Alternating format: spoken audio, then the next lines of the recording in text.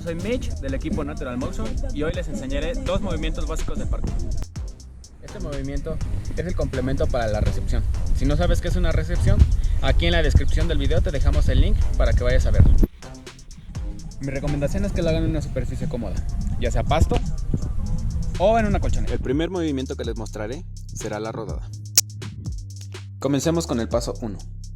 En este paso nos pondremos en una posición de cuclillas y pondremos una mano enfrente de nuestras rodillas y la otra la pondremos unos centímetros más enfrente. Es muy importante ver qué mano es la que se nos acomoda más para hacer una rodada, ya que de aquí dependerá hacia dónde la giramos.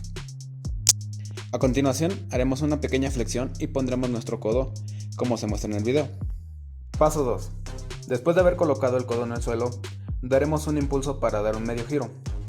Cabe mencionar que nuestra cabeza debe de ir al costado del hombro contrario hacia donde giremos la rodada. De esta manera evitaremos una lesión. Paso número 3. Para este paso daremos un impulso más fuerte que el anterior para así completar el giro. Mi recomendación es que te tomes de una rodilla para así darle más fuerza a tu rodada. Este movimiento es empleado para saltos de altura o recepción de trucos pesados. Si ya controlaste los pasos anteriores y quieres jugar con un poco de altura, podrás hacer una recepción a rodar. Aquí tendrás que combinar la recepción y la rodada. Ahora continuaremos con el tigre.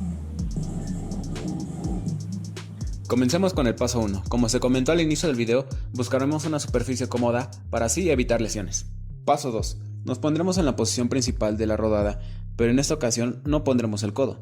En esta ocasión pondremos las dos manos a la misma altura y daremos un pequeño impulso para girar completamente.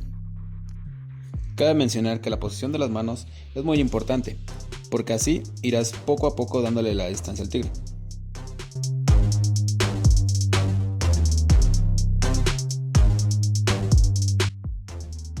En esta ocasión recepcionaremos con las manos extendidas justo después del impulso.